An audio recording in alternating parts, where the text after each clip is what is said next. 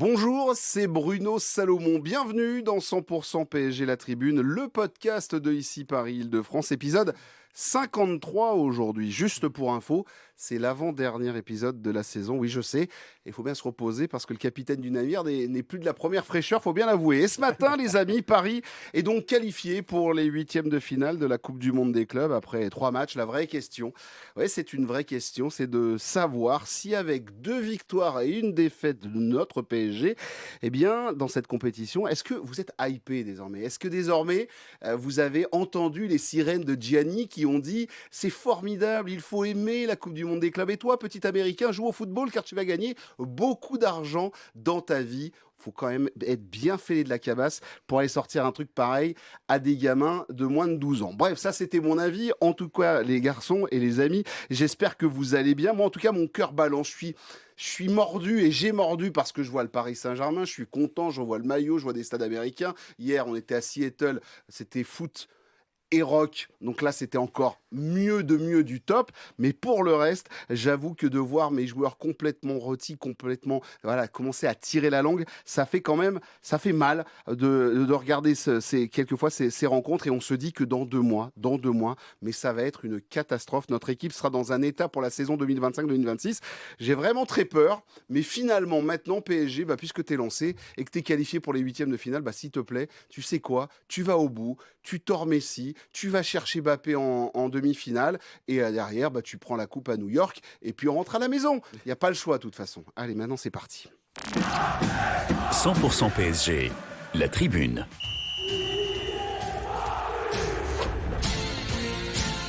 Au sommaire de cette tribune, le PSG qui bat les Seattle Sounders hier soir 2-0 et qui voit dans le même temps l'Atlético Madrid battre Botafogo 1-0. Merci Grisou, c'est très gentil. Bilan, Paris termine premier de la poule B en route pour les huitièmes de finale de la CDM des clubs, histoire d'affronter l'Inter Miami de Lionel Messi, mais pas que. Il y a aussi l'ami, parce qu'on a quand même un ami de la famille là-dedans, c'est David Beckham, qui est le patron, le grand patron de cet Inter Miami. Ça se jouera dimanche. Dans cette tribune, on va donc développer le j'aime pas du premier tour de la Coupe du Monde des clubs. On se demandera ensuite si Achraf Hakimi ne serait pas le meilleur, ne serait-il pas finalement le meilleur joueur de la saison? Parce qu'on nous parle de Ousmane Dembélé, de Vitinha, mais Achraf, est-ce qu'on en parle dans tout ça? Eh ben nous, on va se poser la question. Ça fera en tout cas une jolie suite à ce premier débat. On va parler du physique. On les voit, ces joueurs du Paris Saint-Germain, je vous le disais dans l'introduction,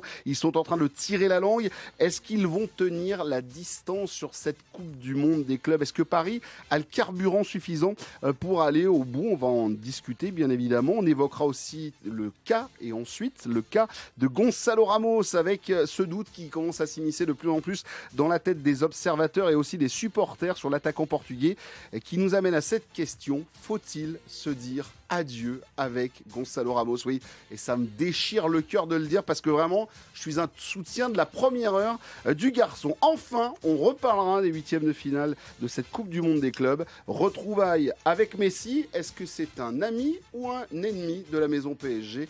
De ça et du reste, on en parle dans 100% PSG La Tribune. C'est parti. Ils l'ont fait. Le PSG a remporté la Ligue des Champions. Ici Paris Île-de-France, fier d'être la radio des supporters du PSG. C'est vrai, on est toujours champion d'Europe et ça va durer encore un petit moment.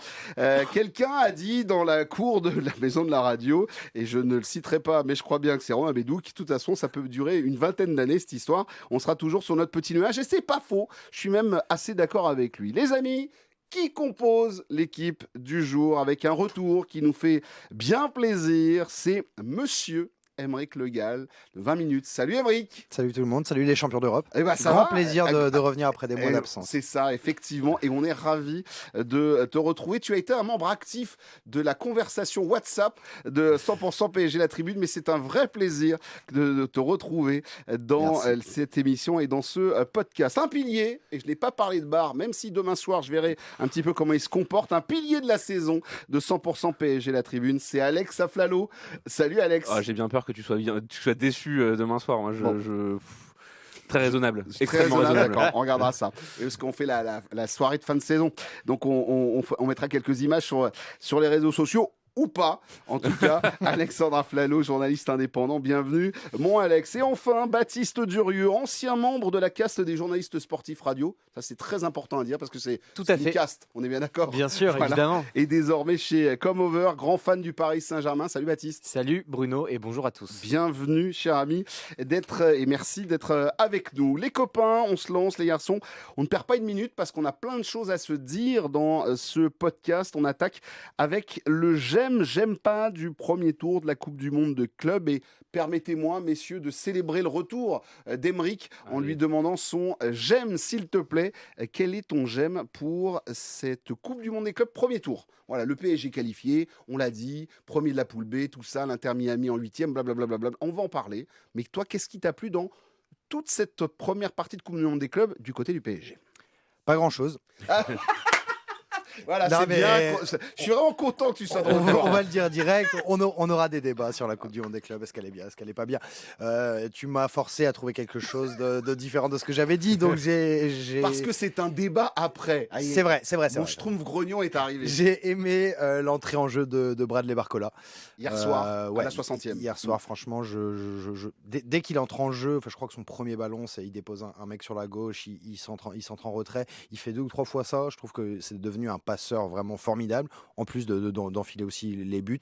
On sait que son rôle n'est pas simple, qu'on lui a mis Kvaratskhelia dans les pattes en janvier. Au final, je trouve qu'il s'en sort bien, il n'est pas dans une mauvaise mentalité, il est vraiment dans le bon état d'esprit. C'est ça qu'on veut dans ce club-là, c'est ça que demande Luis Enrique.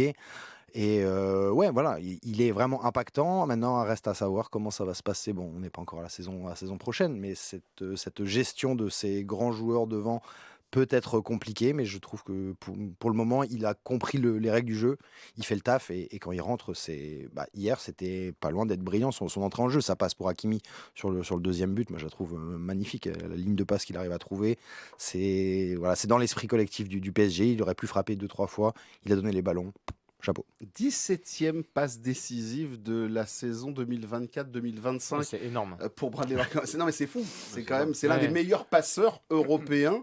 Voilà, il faut le souligner, Baptiste. En plus, avec un garçon où il y a cette petite musique, les clubs, on commence.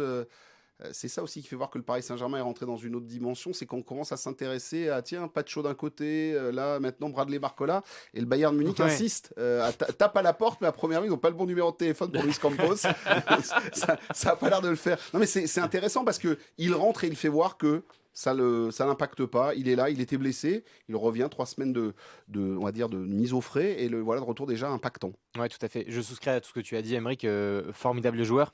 Je me rappelle à l'époque de Lyon, il faisait beaucoup de passes décisives pour Lacazette aussi, avec qui il y avait une vraie complicité et on sentait déjà que c'était un joueur qui était très mature pour son âge. Et oui, malgré ce statut qui est pas évident, après c'est très bien pour le PSG. Je trouve qu'avoir on va dire 3 titulaires et puis un super sub, vraiment au sens très digne et très noble du terme. C'est génial pour le club. Pour lui, c'est pas évident. Après, il est toujours sélectionné en équipe de France. Il a du temps de jeu malgré tout. 61 matchs pour Paris cette saison, donc forcément, il y a aussi de la place pour lui. Toujours bien d'avoir un garçon de talent aussi pour pallier à l'absence d'un Désiré Doué ou d'un Kvaratskhelia. On sait jamais ce qui peut se passer, ou même d'un Dembélé. Donc c'est très bien pour le club, très bien pour le PSG. Et effectivement, la bonne mentalité, c'est vraiment à souligner. Tu comprends, Alex, toi, que ça commence à taper à la porte? Parce que d'habitude, on le sait, au Paris Saint-Germain, on part pas comme ça. On l'a vu pendant 12 ans, depuis l'arrivée de QSI, 12-13 ans. Tu pars pas comme ça. Et là, pourtant, il y a des clubs qui sont venus se renseigner. Et la petite musique, ça fait 2-3 semaines qu'on y a le droit, là. Ben oui, c'est vrai que ça fait 14 ans que c'est le Prison Saint-Germain et les autres n'ont toujours pas retenu la leçon, quoi. Mais c'est non, après c'est tant mieux pour le Bayern, hein. Il faut toujours essayer dans la vie, hein. Ce qui ne tente rien n'a rien, mais oui, effectivement, je vois très très mal. Déjà, en fait, je vois très très mal le Paris Saint-Germain se débarrasser d'un des joueurs qui a été un des éléments très marquants de cette saison, parce que c'est un peu lointain maintenant, mais quand même le début de saison que réalise Bradley Barcola, où il marque 10 buts sur les 2 premiers mois de compétition, c'était quand même assez exceptionnel. Il avait affiché un niveau qui... Et ensuite, il a réussi justement à passer dans ce rôle un peu plus collectif, à vraiment enchaîner les passes décisives et à laisser aussi la lumière aux autres. Et je trouve que c'est là-dessus que son attitude et son comportement sont vraiment à louer. Donc je vois pas le PSG se débarrasser d'un élément aussi important. Et puis surtout, je vois pas Bradley Barcola pourquoi il quitterait le club champion d'Europe pour aller n'importe où, quoi. C'est-à-dire qu'en fait, ils sont sur une telle C'est dynamique. pas n'importe où quand même, le Bayern Munich, c'est pas non plus. Oui, mais en fait, quand tu viens de vivre une saison aussi historique, aussi géniale, que tu es dans une équipe qui roule aussi bien, t'as peut-être pas envie de quitter le navire tout de suite, quoi. Moi, aujourd'hui, à part peut-être, on en reparlera tout à l'heure, Gonzalo Ramos, il y a très peu de joueurs qui ont qui devraient avoir des raisons objectives de vouloir partir, quoi. Tout le monde joue, tout le monde a du temps de jeu, tout le monde est décisif, tout le monde s'entend bien les uns avec les autres. Enfin, a priori, en tout cas, tel que c'est affiché. C'est ce qu'on nous affiche. C'est ce qu'on nous affiche. Donc, voilà. Désolé le Bayern, il va falloir prendre quelqu'un d'autre. Ouais. Passez votre route et surtout C'est ça. n'hésitez Donc pas Schön, à voilà, aller voir. donc Schön. Ouais, attends, parce qu'ils sont quand même en train de regarder en même temps à Cliouche, donc il faudrait voir nous ce qu'on veut faire aussi du côté du Paris Saint-Germain, puisqu'on a désormais des. Voilà, on est des gourmands, on a envie de voir un petit peu ce qui peut arriver désormais du côté du Paris Saint-Germain en matière d'offensif, puisque ce sera l'un des dossiers à suivre sur la partie mercato du côté du PSG. Baptiste, ton j'aime s'il te plaît. Moi j'ai aimé, comme je ne l'ai pas aimé aussi, mais en tout cas il y a 50% de moi à aimer cette Coupe du Monde des clubs. Elle n'est pas terminée, hein. Qui n'est pas terminé, bien sûr. Voilà, non, mais je préfère. En tout cas, c'est ton premier match. Je disais aux garçons ici présents que hier, 23 juin, il y avait un match du PSG à 21h et de manière très égoïste, c'est quand même très sympathique. Ouais. Tu l'as dit aussi, moi, petite sensibilité pour les stades américains, même si c'est pas des stades de foot, on est quand même des puristes ici, mais voilà, il y a ce côté un petit peu tournée américaine qui me plaît bien, avec des grandes villes, avec des etc. Je pars aussi du principe, alors sans faire mon Gianni Infantino. Qui nous écoute et qu'on embrasse, c'est quand même, non mais c'est quand même bien aussi que tous les clubs du monde entier puissent se tester face à des grosses écuries européennes. Le football appartient pas à la Ligue des Champions, ça appartient à tout le monde. C'est la palissade absolue ce que je dis, mais je le pense viscéralement. Et je trouve que cette Coupe du Monde des clubs, en tout cas sur le papier, c'est une bonne idée. Alors après que ça arrive à des moments où chaque joueur, en plus en fonction des championnats, etc., c'est terrible. Au Brésil, comme tu le disais Alexandre hors antenne tout à l'heure, ils sont en plein milieu de la saison. Pour les Européens, c'est la fin, donc ils sont complètement cuits. Donc il y a un peu ce côté déséquilibré, mais globalement, ça me plaît. J'ai très excité aussi par les affiches qui vont arriver quand on va rencontrer des gros clubs européens face à l'Inter Miami. Bon, c'est pas un gros club européen, mais il y a un petit parfum qui est sympathique. On en reparlera. Donc voilà, tout cela me rend enthousiaste et je me dis effectivement, s'il y a une belle finale le 13 juillet, je pense qu'on la célébrera, je l'espère, dignement. Effectivement, en tout cas, Alex, cette Coupe du Monde des clubs, alors il faut aimer se lever tôt ou tard, je ne sais pas. Alors, on a testé sur l'antenne d'ici Paris-Île-de-France le match à 3h du matin, ça pique. Alors, voilà, tu te lèves à 1h du matin, t'es là, tiens, t'es complètement dans le gaz, mais c'est bien marré. Et comment vont les matinaliers alors? Qu'est-ce qu'ils racontent? En fait, c'est ça, on croise les gens qui, en fait, faut le savoir en radio, les amis, c'est que ça se lève très tôt. Il y a des gens qui, toute la saison, se lèvent à 1h, 2h du matin, et toi, tu fais ça une fois dans ta vie. Moi, j'étais rôti, je t'avais dit, c'est pas possible, je suis pas bien. Mais après, derrière, il y a de la vie, tu viens mettre un peu le bazar, parce que toi, tu viens sur ton match, t'es en train de brailler, en plus, ça se passe pas bien, donc derrière, il y a des discussions, bref. Non, c'était franchement sympathique, c'était sur le match de Botafogo. Ça veut dire que tu te couches à quelle heure pour te réveiller à 1h du matin? J'ai essayé, j'ai pas réussi. Je me suis couché à 22h30 et j'ai pas du tout réussi. C'est-à-dire que Ah, j'ai tourné, j'ai fait la crêpe, tu vois, j'ai bouquiné un peu. Et la peur de pas se réveiller est terrible aussi. C'est ça. Aussi. Ça Faut le savoir. C'est comme avant de prendre l'avion. Pour avoir fait de la matinale à une certaine époque, non, c'est ça. Pour avoir fait des matinales dans ma jeunesse, t'as une peur. C'est terrible, c'est l'abîme total de se rater, de ne pas être au micro. Donc en fait, t'as peur de ne pas te réveiller. Et j'admire tous ces gens qui sont matinales. Bref. Matinaux, mais. Matinaux. Non, mais ils sont en matinale. Ils sont matinaux. Voilà, merci Raymond Devos. C'était la parenthèse radio là, sur ici Paris-Île-de-France. En tout cas, Alex, cette Coupe du Monde, toi, est-ce que tu es aussi hypé que le camarade Baptiste? Est-ce que tu as mordu finalement? Non, je ne suis pas, malheureusement, malgré qu'on ait quelques similitudes, je ne suis pas Romain Bédouc. Et donc, alors, j'ai même pas vu PSG Botafogo parce que, évidemment, 3h du matin ici, c'est un non catégorique. Voilà. Et à part PSG Atlético et PSG Seattle, je dois avouer que je n'ai regardé aucun match. Déjà parce que j'avoue que j'ai pas le réflexe en fait, c'est-à-dire que pour moi en fait, c'est-à-dire que ça existe dans la mesure où le PSG joue. Et puis en fait, je vais pas brancher DAZN pour regarder les matchs. Football pourtant. Ouais, mais je sais pas. En fait, t'es érudit en ballon là. Ouais, mais je sais pas. En fait, je pense que peut-être que ça viendra avec le temps si cette Coupe du Monde des clubs arrive à gagner une forme de traction, une forme de légitimité, une forme de prestige. Si cette première édition se passe bien, mais en fait là, pour l'instant, moi, tout ça me paraît très forcé. tout ça me paraît très voilà, on essaie de faire rentrer le rond dans le carré et puis faut surtout que ça fonctionne parce que sinon ça va être un gros échec. Et puis il y a quand même l'Arabie Saoudite qui a mis 1 milliard et machin, et c'est aux États-Unis, et on joue alors qu'il y a des orages, et on joue alors qu'il fait 40 degrés, et on joue à midi et machin, parce que même si c'est aux États-Unis et que c'est pour tout le monde, il faut quand même que ce soit bien à l'heure pour les Européens parce que sinon ça fonctionne pas. Et en fait, je sais pas, moi en fait, je suis d'accord avec Baptiste dans le sens où sur le papier c'est une formidable idée. Qui a été en fait entachée par le fait que c'est organisé par la FIFA qui est voilà. Voilà. Et franchement, voilà. Et je crois bien que c'était ton j'aime pas, non, mon cher Émeric. Ouais, mais je l'ai enlevé finalement parce que le j'aime pas de Baptiste c'était aussi ça. Donc D'accord, j'allais lui ok. laisser. Mais On non, s'est effectivement, j'aime pas. J'ai essayé. J'étais un peu saucé de regarder PSG Atlético un dimanche soir. C'était encore dans la continuité du titre de la Ligue des Champions parce qu'on est champion d'Europe, je sais pas si vous savez. Et donc, j'ai essayé. Le match était sympa, 4-0. T'es assez content. Et puis en fait, derrière, non, j'ai pas envie de regarder les autres matchs. Je vois que moi, ce coup des continents qui s'affrontent, c'est très très bien pour les petites équipes. Elles ont FIFA pour ça, pour affronter le PSG. Je trouve que voilà, il y a des parodies de football, il y a du Auckland, il y a des clubs sud-américains qui sont au taquet, qui sont en pleine saison. Nous, on arrive sur les rotules. Je trouve qu'il y a un manque de cohérence. En plus, voilà, c'est une invention de Gianni que je ne porte pas du tout dans mon cœur. C'est un an avant la Coupe du Monde des Nations. On va en parler évidemment, mais qu'est-ce que vont devenir ces joueurs-là? C'est juste c'est pas des machines. Non, j'arrive pas. Donc moi, je suis amoureux du football, mais je suis pas un boulimique. Et la petite pause de juin, quand c'est pas un Euro ou une Coupe du Monde des Nations, voilà, je la prends avec grand plaisir et j'arrive à me saucer pour le début de saison, les matchs amicaux qui reviennent, les infos mercato. Là, il n'y aura même pas de transition, on est déjà dans... Ouais, c'est trop. Moi, il y a juste deux choses sur lesquelles je veux rebondir dans ce que tu as dit. Et effectivement, je trouve qu'il y a quand même un côté. Il y a un côté moi, que j'apprécie, qui est un peu le côté belles histoires justement de ces joueurs d'Auckland, de Seattle. On a vu hier, il y a un attaquant de Seattle qui a rencontré Ousmane Dembélé, qui est son idole absolue, tu vois, et le mec il a deux doigts de pleurer. Le gardien d'Auckland qui travaille comme manutentionnaire dans une usine, qui rencontre Manuel Neuer. Enfin, c'est des histoires sympas. Et après, effectivement, le truc sur lequel je voulais rebondir, c'est qu'en fait, là, on se dit, donc cette Coupe du Monde des clubs, évidemment, sera tous les 4 ans. Ça veut dire qu'en fait, 3 années sur 4, sur des cycles de 4 ans, tu auras 3 années sur 4 où les mecs qui sont internationaux et qui jouent la Coupe du Monde des clubs ne se reposeront pas.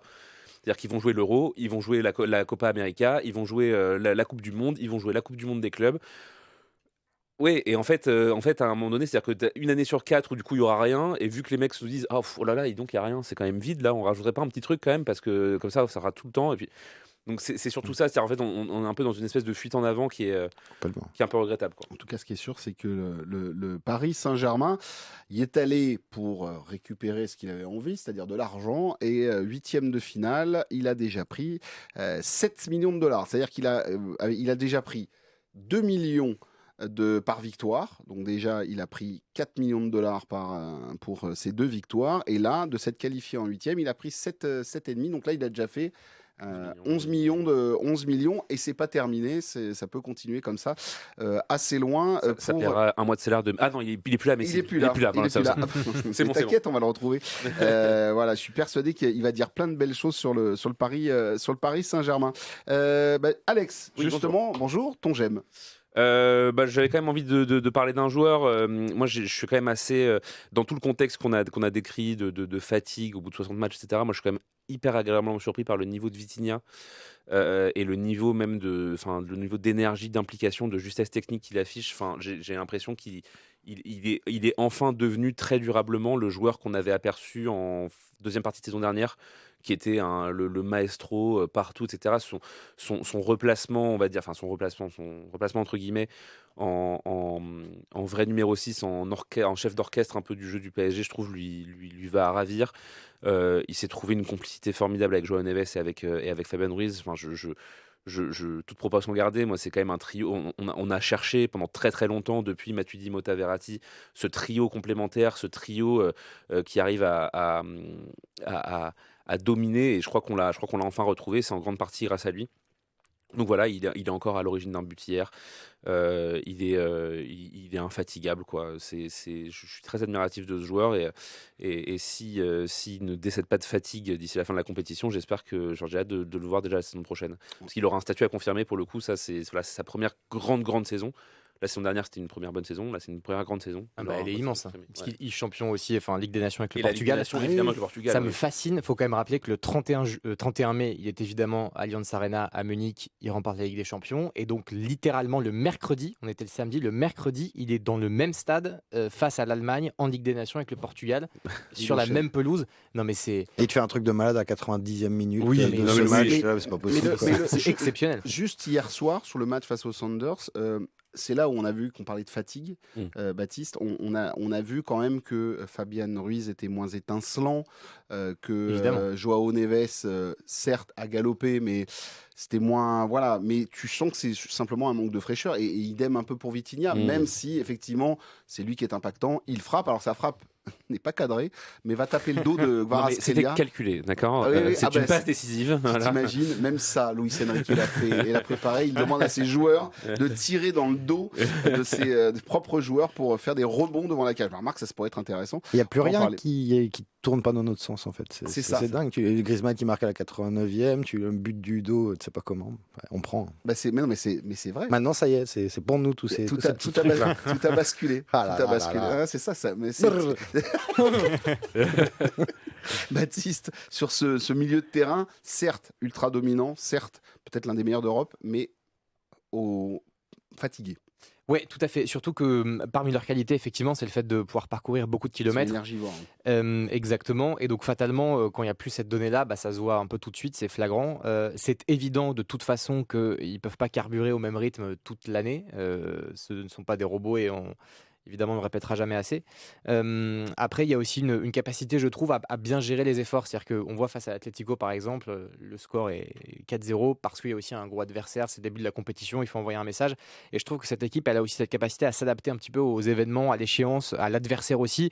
Là, ils savent que face à Seattle, avec tout le respect qu'on a pour cette équipe, ça ne sert à rien non plus de courir 25 km en une mi-temps et de faire énormément d'efforts. Donc, il y a aussi une bonne gestion des temps forts, des temps faibles et un vrai calcul aussi qui est très intelligent de la part des milieux de terrain, mais oui, en tout cas hier ça commençait à se voir et c'est terrible parce qu'on a un peu une sorte d'anticipation anxieuse de ce qui va potentiellement se passer en début de saison prochaine, soit pour le début de la Ligue 1, soit pour la Super Coupe d'Europe, pardon.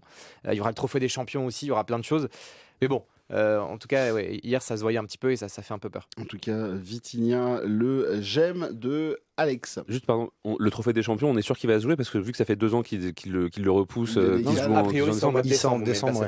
Ah oui, donc c'est officiel quoi. Sauf qu'au mois de décembre, les amis, oui, il y a l'Intercontinental Cup qui se joue pour le Paris Saint-Germain.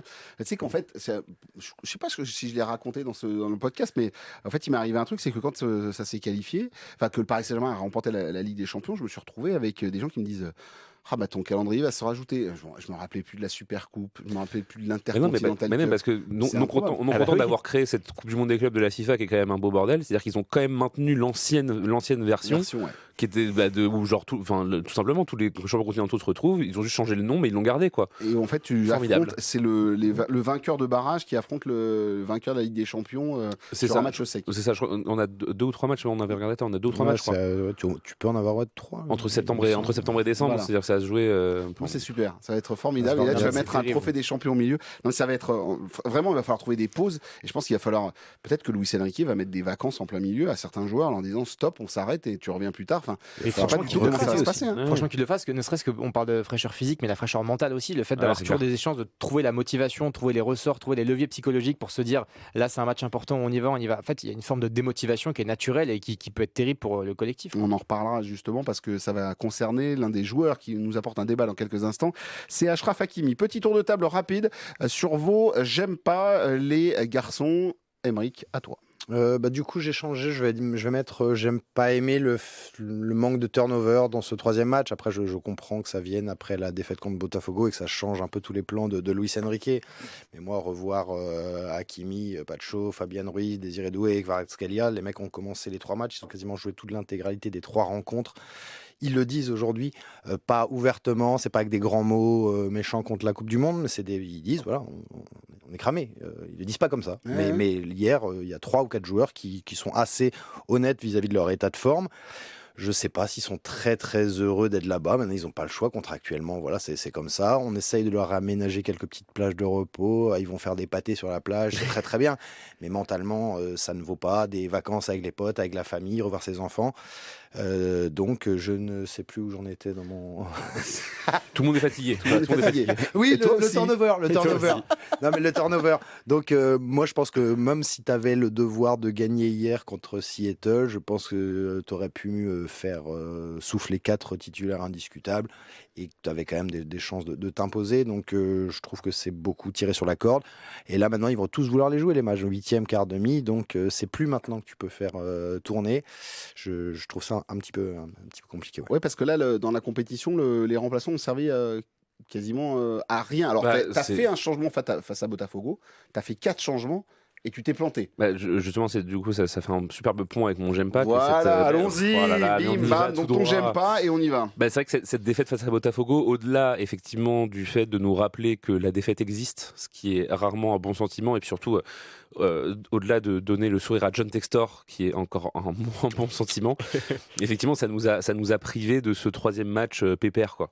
Ça nous a privé de ce troisième match en détente. Alors effectivement, même si le 4-0 face à l'Atlético nous avait quand même donné une marge de manœuvre assez large pour la qualification, même à 6 points. En fait, tu n'abordes pas un match où tu as une victoire, une défaite, tu n'abordes pas un troisième match pareil que si tu as 2 victoires et que tu sais que tu vas être qualifié, quoi. Voilà, c'est Botafogo hier, je pense qu'ils ont été très, très tranquilles face à l'Atlético, ils ont pas forcé comme ils ont forcé face au PSG. Et donc voilà, mais après, y a une réalité aussi, c'est que l'effectif du PSG, bon, il est pas infini, quoi. Et on en reparlera peut-être, je sais pas si c'est pas encore aujourd'hui, mais on en parlera peut-être dans une prochaine émission. Mais le mercato va aussi devoir apporter un peu de profondeur à cet effectif. Et plus que jamais, aujourd'hui, on voit que les mecs, bah, effectivement, sont cramés. Ils viennent de faire 65 matchs. Il va falloir y retourner dans un mois, quoi. Et on juste rappeler une chose, hein, bien évidemment, par rapport à ce que tu disais sur les joueurs, mais Kanginli, aux abonnés, là, il On n'a pas l'a joué. pas vu. Lucas Hernandez, il a clairement été sanctionné par rapport à son match de Botafogo, il n'est pas rentré hier. Enfin, ce genre de joueur, Noam Camara, il n'a pas vu le jour. Enfin, Bah, le seul qui a vraiment été dans le turnover, c'est Séné Mayoulou, quoi. Mais Séné Mayoulou qui était titulaire, Zahir qui est rentré, voilà, Zahir Emery. c'est pas la meilleure des idées. Voilà, je sais pas pour vous, non. c'est Nimayoulou en numéro 9. C'était plus un message qu'autre chose. C'est plus un message pour Ramos après. Bah, justement, ça fait la transition. T'arrêtes avec les transitions, oui. Est-ce que tu J'adore les peux me laisser transitions. voilà. J'adore les Est-ce que tu transitions. peux me laisser le fil conducteur du truc? Baptiste, ton j'aime pas. Oui, on va pas épiloguer. Moi, Voilà. j'avais fait un j'aime sur la Coupe du Monde des clubs. Mon j'aime pas, c'est aussi sur la Coupe du Monde des clubs. Je pense que la vérité dans la nuance et tous les aspects négatifs aussi qui ont été cités par Alex et Emeric, j'y souscris aussi. Il faut avoir l'honnêteté de le reconnaître. Donc voilà. Ok, très bien. Simplement. T'aimes pas non plus. Oui, il y a Tout plein de dans côtés la- que j'aime pas. Le côté effectivement un peu forcé, un peu artificiel, tout ce qui a été vraiment dit par Alexandre et par Emeric qui était vraiment très très juste. Donc il y a quelque chose qui me plaît pas, qui sonne un peu amer, qui sonne un peu faux. Sonne amer, ça ne veut absolument rien dire. C'est pas grave. C'est pas grave, mais vous avez compris l'idée. Voilà, Tout à ça fait. faux quoi. Donc voilà, elle a plein de bons côtés, elle a aussi vraiment des mauvais côtés, et notamment sur l'aspect physique aussi. Je trouve que c'est insupportable. Le football, c'est la rareté. C'est très bien, comme tu l'as dit, Emeric, d'avoir des pauses parfois. Je sais que l'UEFA et la FIFA ont du mal à accepter que certains étés, il n'y a pas de grande compétition, et c'est très bien. C'est pour ça qu'on est hyper excité d'être en 2026 pour la Coupe du Monde, ou plus tard pour un Euro. Et ouais, là, ça vient un peu tout gâcher. Bah justement, là, transition. Parce que ça va faire plaisir au monsieur qui est à ma droite. Ah, c'est Iniesta, Xavi Ouais, Busquets. c'est ça, c'est ça. fait des passes D, là. Voilà, Oh, le ça va trop vite. Ça va trop vite et on va se poser la question tout de suite de Paris peut-il tenir physiquement la distance sur cette Coupe du Monde? Il va lui rester 4 matchs, sauf qu'on rentre dans une phase où tu vas avoir un peu plus d'espace. Désormais pour le Paris Saint-Germain, là on a fait la phase où il fallait en 10 jours tout compacter et faire tes 3 rencontres, donc effectivement, et se qualifier parce que vraiment Paris s'est fait un objectif de cette compétition. D'ailleurs, on peut les féliciter là-dessus, de se dire bon ben on est dans la compétition, on y va, on tente le coup. Et donc Paris peut-il tenir la distance sur cette Coupe du Monde? On a jusqu'au désormais 13 juillet. La finale, c'est le 13 juillet. Il y a déjà le prochain match, ça sera le 29 juin du côté d'Atlanta. Donc là, il a fallu traverser tout le pays, d'est en ouest, de nord-ouest à sud-est. Voilà, faites ce que vous voulez. Atlanta, stade fabuleux aussi. Hein. Voilà. Le stade d'Atlanta. J'ai très très peur que le Paris Saint-Germain revienne avec des idées complètement baroques ce déplacement aux États-Unis pour un nouveau stade. Alors la Mercedes-Benz Arena là, à Atlanta, un bijou, c'est une merveille.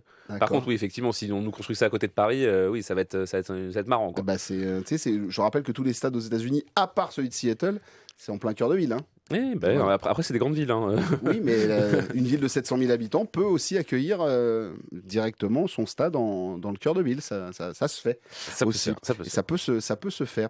Les amis, est-ce qu'on va pouvoir tenir ce rythme-là? Est-ce qu'il n'y a pas un moment la corde va péter? Sans doute que si. Après, moi, on va dire ce qui me rassure, on l'a un peu évoqué tout à l'heure, mais ce qui me rassure, c'est qu'en fait, nos vrais concurrents dans cette compétition, c'est-à-dire les clubs européens, ceux qui savent un peu jouer au foot.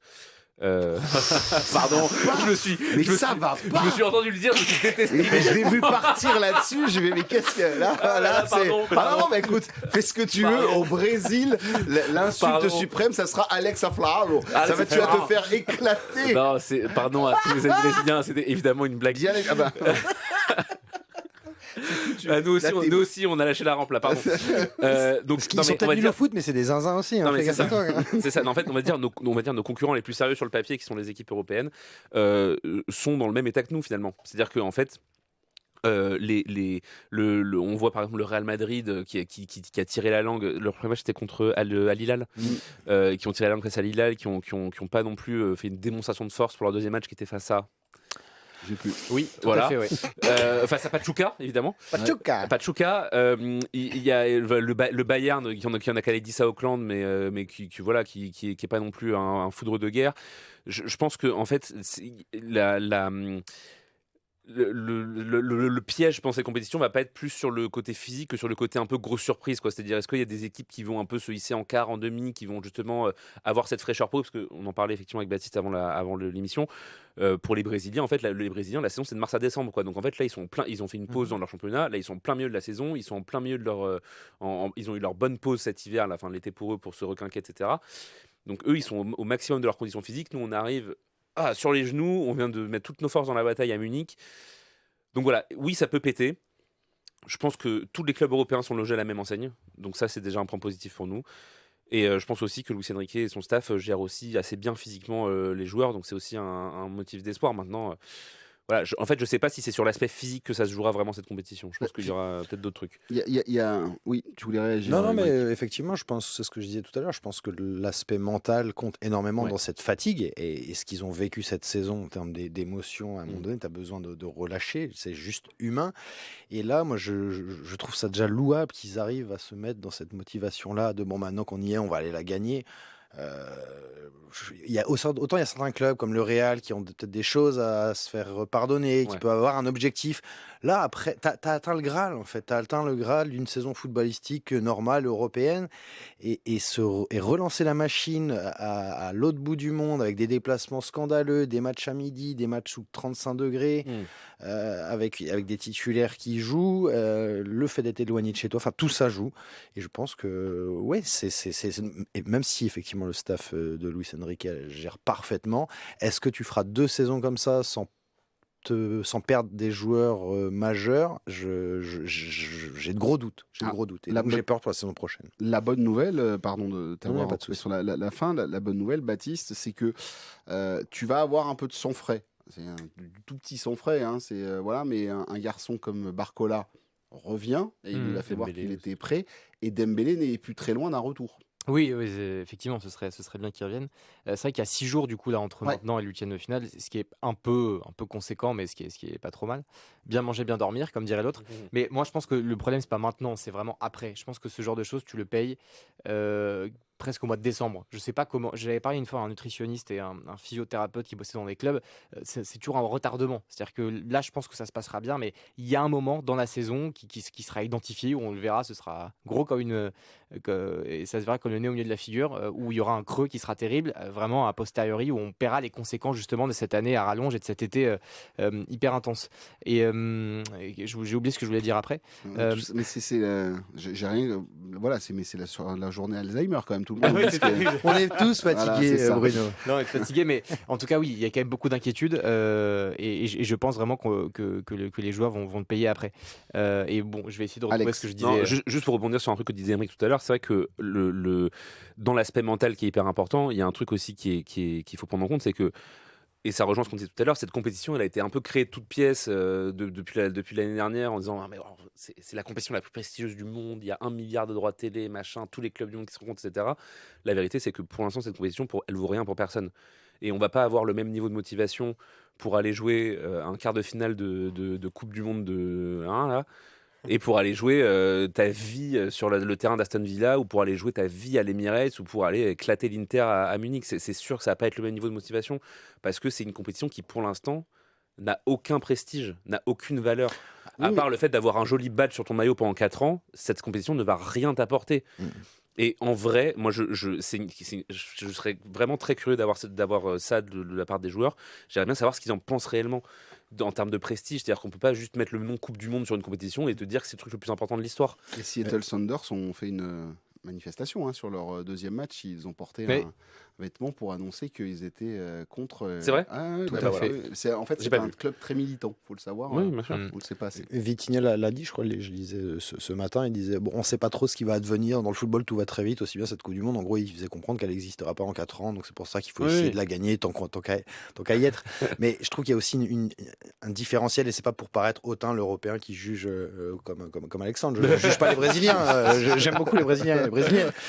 C'est juste pour dire que eux, j'ai la sensation qu'ils y vont, voilà, ils y vont pour la croquer, ils ont une motivation énorme, ça se voit sur le terrain. Il y a un petit côté Coupe de France, sans être méprisant encore une fois. Bah Mais oui, c'est ça. tu comprends Après, l'idée, quoi. tu peux Le pas ne petit pas être poussé méprisant Intermarché, parce que quoi. c'est un peu ça l'idée. C'est pas du mépris ce que tu dis. Moi, je suis d'accord avec toi. Mais c'est la réalité, même. C'est la Bah réalité, oui, voilà. il faut Donc, pas non plus, c'est pas les mêmes attentes. Et du coup, sur le terrain, ça peut aussi se transformer. J'ai vu très rapidement un peu les équipes brésiliennes jouer. Alors déjà, c'est pas du Joga Bonito, hein. Ouais. Ça croque dedans, c'est des chiens. Ça peut faire.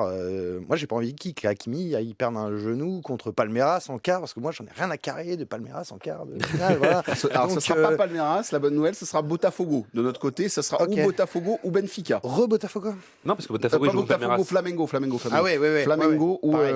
C'est pareil. C'est bête. Mais franchement, cette émission, c'est du grand n'importe quoi. Vous êtes, Donc, c'est Flamengo face à Benfica, et donc on peut prendre un Brésilien en On peut quart de prendre un finale. club, ouais. Je me désolidarise de tout ça. Non, Bon, par contre, j'ai une très très bonne nouvelle à vous annoncer. Il a retrouvé. Ah, Voilà. j'ai trouvé ce que je voulais dire. Bonjour, monsieur Durieux. Bonjour, je vais essayer de pas Prénom, l'oublier, là. En l'espace de 5 secondes. Oui, donc Luis Enrique, qui est l'entraîneur du PSG. Oui. Je vous l'apprends évidemment tous aujourd'hui. C'est un football exigeant, énergivore, qui demande effectivement d'être à 100%. Là où ça me fait peur par rapport au débat qu'on avait sur le côté physique notamment, c'est le fait que ça ne matche plus. Alors je ne veux pas du tout être pessimiste, etc. Mais il y a mon petit côté pragmatique et très réaliste qui me dit qu'à un moment donné aussi, par rapport aux exigences, notamment sur l'aspect physique, sur le pressing, sur la récupération à la perte du ballon, sur le nombre de kilomètres que font les Hakimi et les Fabian Ruiz, par rapport à la densité physique et à ce que demande Luis Enrique, j'ai peur aussi qu'il y a un moment dans la saison où ça se passe pas bien en fait. Mais là, le côté club de vacances, Baptiste, où il a pris la décision de se dire on part aux États-Unis, le matin ils auront entraînement, l'après-midi ce sera à la carte, ils pourront aller à Disney, ils pourront aller à la plage, ils pourront faire du surf, ils pourront se baigner. Ça, pour le coup, t'es obligé de. Non, mais est-ce que ça permet pas artificiel, justement quand de. même. Bah, t'es quand même dans le cadre d'une compétition, tu t'entraînes quand même tous les matins, t'as quand même un match tous les 3 jours, en fait, je pense que le côté colonie de vacances dont tu parles, c'est le moindre mal. C'est-à-dire que c'est la meilleure des pires solutions, quoi. Donc après, on va voir. Franchement, on va voir si ça porte ses fruits. Ça, franchement, on aura la réponse en quart, en demi, si on y va, quoi. Mais ça, c'est très bien quand tu fais ta tournée de pré-saison avec que des matchs amicaux aux États-Unis, oui, voilà. que tu joins l'utile à l'agréable, que à la fois tu t'entraînes et puis tu vas à Disney ou je ne sais où, ou visiter les studios de Warner. J'en sais rien. On cite beaucoup de marques aussi, j'ai C'est l'impression, dans ça, ce podcast. effectivement. C'est terrible. Mais bon, bref, là, ça me gêne un peu plus. En tout cas, je suis en train de regarder. Donc, si ça termine le 13 juillet pour le Paris Saint-Germain, on rappelle 3 semaines incompressibles de vacances. C'est une obligation. Tout à fait. Donc, tu ne peux pas revenir avant le 3 août prochain. Tu vas Donc, revenir 10 jours avant la Super Coupe d'Europe. c'est ça. On va être Formidable. On va Normal. être dans un état. Alors que Tottenham aura repris l'entraînement un mois avant. Donc, Et on va se faire rentrer dans la tête par alors, les par clubs contre, anglais. les amis, je vous l'annonce tout de go. Si on perd contre Tottenham, je ne reviens plus. Voilà. Il y a un moment donné, les humiliations, ça va 2 minutes. Faut pas faire ce genre de déclaration. Tu sais qu'il faut pas le faire. Non, mais je pense que ce sera la goutte d'eau. Ce sera la goutte d'eau, voilà. On peut te la ressortir, celle-ci. Tiens, je voudrais juste qu'on écoute quelques instants. Luis Enrique en a parlé. C'est juste pour évoquer Ousmane Dembélé au micro de DAZN. D'ailleurs, je vous conseille de regarder DAZN avec tonton Claude Makelele. C'est génial. Georges Querino, c'est mon grand copain, donc je l'embrasse très fort. Il est avec lui. Mais alors, tonton Claude, qui prend par l'épaule les joueurs, qui fait des bisous avec ses grosses lunettes, là, il est tellement New York, tellement Seattle. J'ai vu tellement tout. J'ai vu Ambre en plateau d'ailleurs avec Ambre Godillon, avec Jérémy Ménez, avec formidable joueur ancien du PSG notamment. Et puis effectivement à la mi-temps, je vois notre ami Georges Quirino avec notre ami Makelele. Mais formidable. Et je suis content que t'en parles parce que j'ai halluciné. J'étais sur mon canapé, ils étaient en bord terrain tous les deux là, et j'adore. Non, mais après Atlético, là, quand je te parle pas du match, on s'en fout du match. Non, je veux dire, j'adore qui t'es. J'adore le joueur que t'es. Franchement, je trouve ça admirable. Mais à ton âge, comment tu fais à ton âge? T'es vieux, non? Mais à l'Atlético Madrid, avec Grisou, quand il lui dit mais comment tu fais à ton âge? T'es vieux pour continuer. C'est un ouf. Il a un petit côté parrain, je trouve. Ah bah oui, mais c'est complètement. Il est collé contre le joueur, il veut pas, mais c'est très très drôle. C'est très très drôle. Pardon, ça s'écarte, mais en tout cas, je vous conseille de voir Papa Claude au micro chez les copains de DAZN. On écoute donc, c'est au micro de Georges Querino de DAZN, Luis Enrique sur Ousmane Dembélé, qui n'était même pas sur la feuille de match hier. Voilà, le PSG a pris un peu de précaution. Est-ce qu'on peut espérer l'avoir pour les huitièmes de finale? Sa réponse. Je ne sais pas, j'espère. Il l'a amélioré beaucoup et on va jouer le dimanche à Atlanta. Et je pense que pour nous, on est prêt comme équipe et si Ousmane il est récupéré, encore mieux. Alors quand on connaît un petit peu le Luis Enrique, ça me serait très étonnant qu'on ait un Ousmane Dembélé titulaire. Il va falloir qu'il revienne progressivement, mais on a un peu décalé son retour, Émeric. Mais déjà, moi, Luis Enrique en français, quoi. Ça commence. Maintenant, chaque conférence de presse, j'ai l'impression, je les ai pas toutes suivies depuis qu'ils sont aux États-Unis, mais c'est intégralement en français et c'est dans un français propre. Moi, ça m'excite un petit peu quand même. Moi, je veux juste faire passer quand même un message, c'est qu'on embrasse très fort, parce que je sais qu'elle écoute ce podcast. Magali, sa traductrice. Et oui, parce que pendant 2 saisons, c'était le binôme Magali, Luis Enrique l'accompagnait. Je ne sais pas si elle sera encore là la saison prochaine. Eh ben, plus besoin. Ouais, mais peut-être, tu vois, si il faut qu'elle soit là encore pendant une saison, ça nous ferait plaisir. Chômage technique, Magali. Ça c'est pas bien. Et non, on veut pas. Sinon, c'était Ousmane. Oui, c'était Ousmane. Eh bien, tu vas jouer l'Inter Miami. C'est pas une nécessité d'aller mettre la charrue avant les bœufs. On va, si on peut préserver certains joueurs, lui fait partie. Une petite reprise. Après, voilà, la question, mais je ne vais pas déborder sur l'autre débat, mais qui tu mets à sa place? C'est ça dans cette équipe. On a eu plusieurs tentatives, plusieurs essais, ça n'a jamais été très concluant. Mayoulou, hier, il fait ce qu'il peut, il fait une bonne remise sur Doué, il fait 2-3 trucs, mais c'est pas son rôle. Et puis Gonzalo Ramos, quoi. Donc non, moi je pense qu'il faut pas forcer le retour d'Ousmane. Tu le fais jouer une petite demi-heure contre la Pulga, et puis ça suffira largement pour les renvoyer dans leur pénate. Juste faire voir à la Pulga justement où va aller le Ballon d'Or à la fin de saison. Pas chez lui, aux États-Unis. En tout cas, les gratos. Quoi? J'ai dit un truc de méchant? Non, le ton était voilà, j'ai dit un truc, voilà, je ne sais pas. En tout cas, les amis, avant de faire une première pause, on va juste, on parlera de la Pulga dans quelques instants, mais on va d'abord continuer dans 100% PSG la tribune. Je vous rappelle, vous n'hésitez pas à mettre des petits commentaires sur YouTube, bien évidemment, mais aussi sur toutes les plateformes de téléchargement pour nous dire un petit peu ce que vous pensez de nos débats et de nos avis. Et on va parler d'un garçon qui, en ce moment, marche clairement, c'est même pas en ce moment, c'est sur toute une saison. Ça fait une éternité. On ne sait plus quand est-ce qu'il s'arrête, ce brave garçon.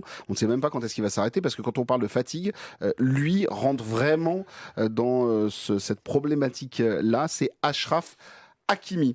Achraf Hakimi qui a marqué hier soir un but plein d'autorité qui est venu un peu sceller la rencontre et qui a envoyé donc le Paris Saint-Germain en 8e de finale de cette Coupe du Monde des clubs. On rappelle que Achraf Hakimi, c'est monsieur plus sur ce côté droit désormais. Achraf Hakimi et cette question. Et si finalement, j'ai essayé de la jouer, et si finalement, le meilleur joueur de la saison n'était pas Ousmane Dembélé, n'était pas Vitinha, mais finalement, c'était Achraf Hakimi. Est-ce qu'Achraf Hakimi est finalement le meilleur joueur de la saison du Paris Saint-Germain? Oui, je sais, vous êtes en train de me regarder. Je suis pas parti sur un débat Ballon d'Or. Je vous ai pas, voilà, pas la peine de me regarder avec des yeux méchants comme ça. Mais quand même, Achraf nous fait une saison XXL. Il est l'un des cadres, il est l'un des moteurs du Paris Saint-Germain. Qui prend la main sur, allez, tout de suite. Bonsoir. Bonsoir, Alexandre Fallot. Je sais pas si c'est le meilleur. Par contre, je pense que c'est indéniablement celui qui a eu le niveau de performance le plus élevé tout au long de la saison. C'est-à-dire qu'en fait, Achraf Hakimi, non content d'avoir joué 50 matchs dans la saison et d'avoir quasiment... 65 officiellement. Ah oui, avec le Avec le Maroc et tout. D'accord. Le 1er juillet 2024. 65 Ouais, matchs. donc déjà voilà, ça c'est fou. Non content d'avoir joué donc 65 matchs officiellement cette saison. Il a été très bon dès la première journée de Ligue 1. Ousmane Dembélé, il a eu des périodes de vide. Enfin, avant décembre, on va dire que c'était un peu moins bien. Oui. Vitinha, pareil, c'était beaucoup mieux à partir de décembre. Barcola, ça a été très fort au début, puis un peu moins fort à la fin. Doué, ça a été très fort à partir de décembre. Hakimi, il a été fort tout le temps. Nuno Mendes a été très fort pareil aussi à partir de vraiment décembre, à partir de l'arrivée même de Guevara, à partir de janvier. Hakimi, ça a été tout le temps. Et ça, c'est vraiment un truc qu'il faut louer. Je regardais il n'y a pas longtemps, je me parlais de faire une petite dédicace, une vidéo sur YouTube d'un mec qui s'appelle Alex de Castro, je crois, je ne sais pas si ça vous parle, qui faisait lui son top 10 du Ballon d'Or. Alors évidemment, il s'est pris toute la smala barcelonaise dans la tronche parce qu'il a osé mettre il y a Lamine Yamal 5e. Mais pour lui, son top 3 du Ballon d'Or, c'était donc Ousmane 1er, Achraf 2e et Nuno Mendes 3e. Évidemment, ce ne sera pas le cas parce que le monde est ainsi fait, mais je trouve que ce ne serait pas une injuste récompense, en tout cas pour la saison d'Achraf Hakimi, qui a été, footballistiquement parlant, stratosphérique du début à la fin, et qui est encore... moi, je ne sais pas comment il trouve encore la force de courir. Enfin, honnêtement, moi, assieds-toi, je t'en supplie. On l'a vu même se poser contre une barrière à un moment, parce que... il a fait une power nap, quoi. Vraiment, il est rôti. Juste pour vous rappeler... Elle est terrible. Ah oui, c'est la passe de Doué, là, et puis il manque un peu son occasion. Mais ouais, effectivement, t'as l'impression qu'il va pas repartir, quoi. C'est ça. Il est cuit parce qu'on les fait jouer en plus à midi. Ils vont rejouer à midi, parce que là on passe avec du moins 6 heures sur la côte est. Juste pour vous dire que cette saison, si on enlève la partie sélection, il a joué 48 matchs avec le Paris Saint-Germain et il a marqué. Non, j'ai 51 là avec les 3 matchs. Oui, avec les 3 matchs de Coupe du Monde des clubs en plus, effectivement. Ouais. Et donc là, j'en suis à 10 buts.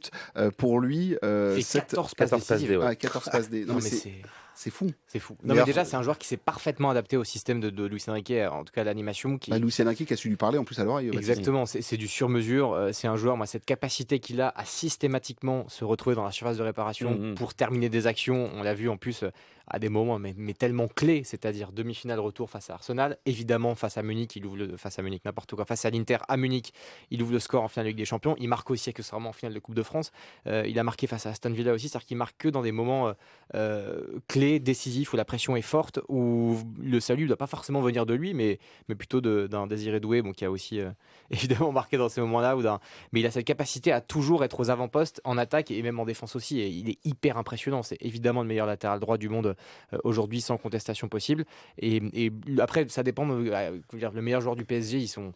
Cette saison, sur une saison complète. Une chose est sûre, c'est qu'il fait partie du top 3. Après, je vous laisse faire décerner les médailles or, argent ou bronze. Mais oui, joueur exceptionnel, délicieux et formidable. Je suis top 3, mais en tout cas, je suis pas 3e. Ah oui, c'est ça, insupportable. Tu es donc top 2. Voilà. C'est ça. Aymeric, est-ce que c'est le meilleur joueur de la saison J'allais répondre que, moi, ce genre de classement dans une équipe aussi collective, j'aime ne pas les faire en fait. Parce que... mais je te comprends. C'est pour ça que Viens vers moi. Alexandre m'a convaincu effectivement que ses arguments sont bons. Du début à la fin de la saison, c'est lui qui porte tout le temps le truc. Il n'a jamais un petit coup de mou. Quand les autres ont tous connu pour différentes raisons, lui a toujours été là. Il a tout porté sur son dos. Tu sens qu'il est épanoui dans ce club. Tu sens que c'est un taulier. Tu sens qu'il aime ce maillot, cet écusson. Donc Donc oui, on pourrait aujourd'hui, mais j'ai quand même envie d'avoir Ousmane Ballon d'Or, donc on va quand même aller, on le met sur la deuxième marche. Pour le reste, voilà, c'est un débat.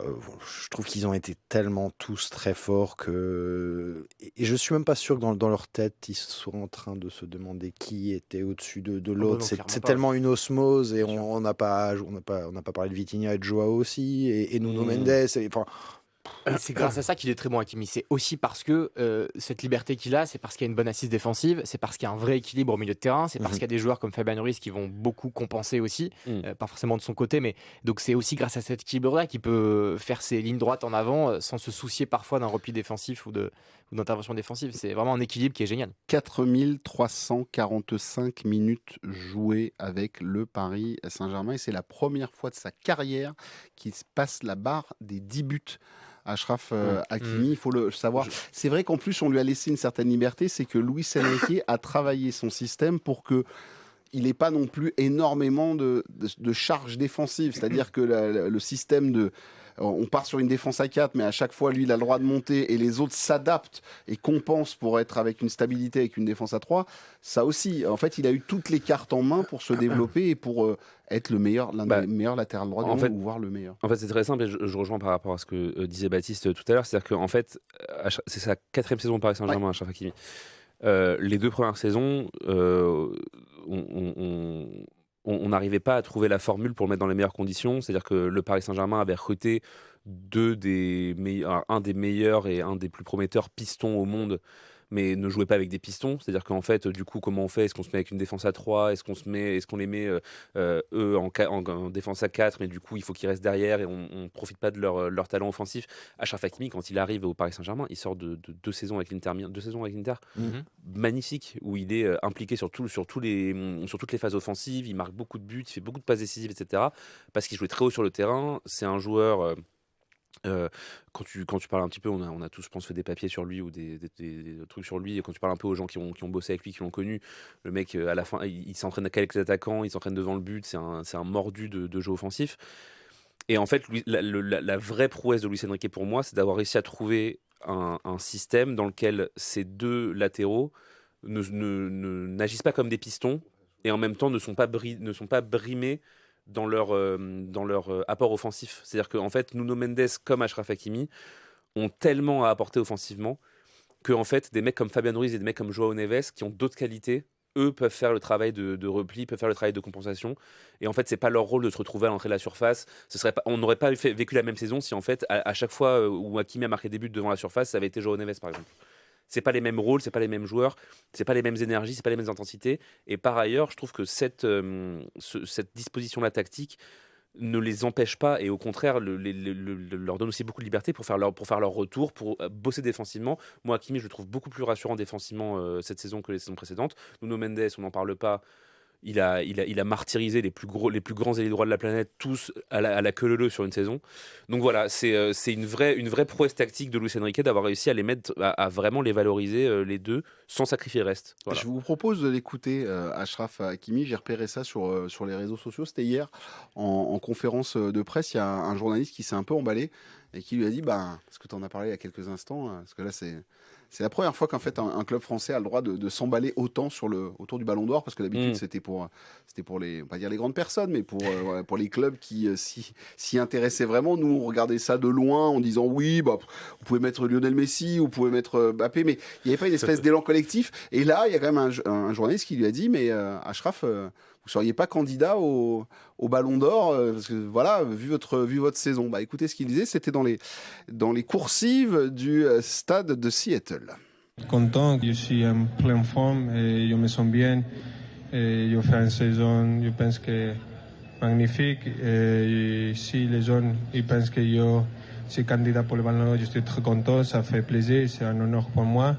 Et je pense de continuer. Mon objectif est d'aider à l'équipe, de donner tout pour mon équipe ou pour mon pays de Maroc. Et après, c'est vous qui décidez qui les gagne les choses individuelles, que moi, le plus important, c'est le titre collectif.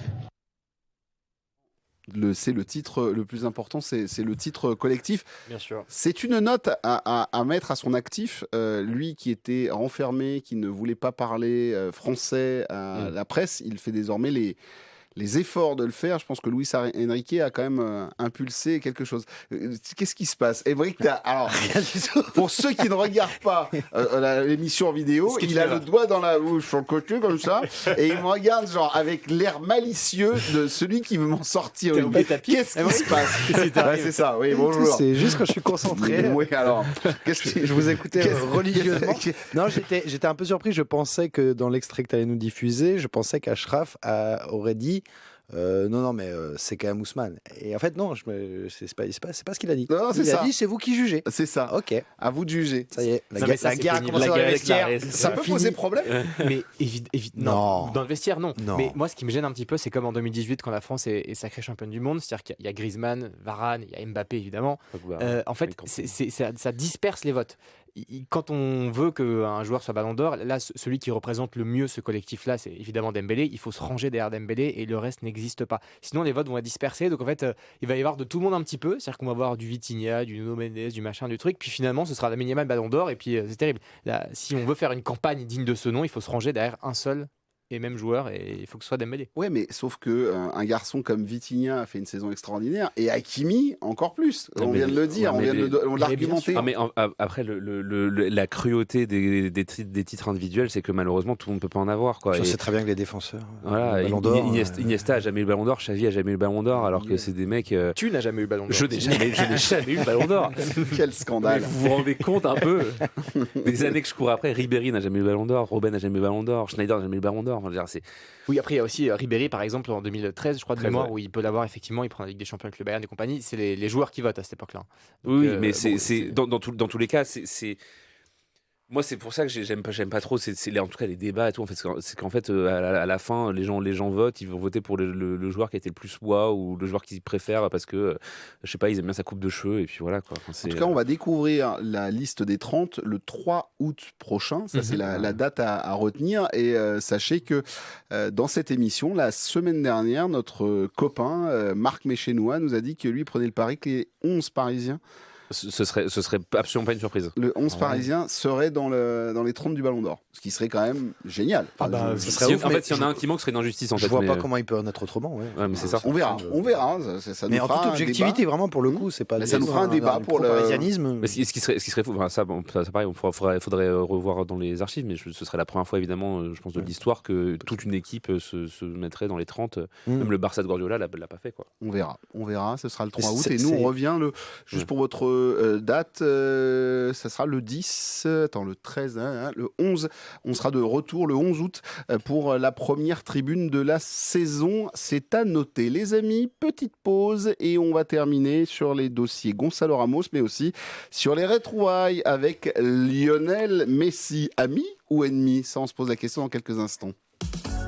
Ici Matin, le réveil dans la bonne humeur. Bonjour, Grégoire Godefroy. et c'est un séjour 1001 nuits que l'on vous a concocté et que l'on vous offre toute cette semaine sur Ici Paris Île-de-France. Alors rendez-vous dès 6h dans Ici Matin. Ici Matin, 6h-9h sur votre radio locale, ici Paris Île-de-France.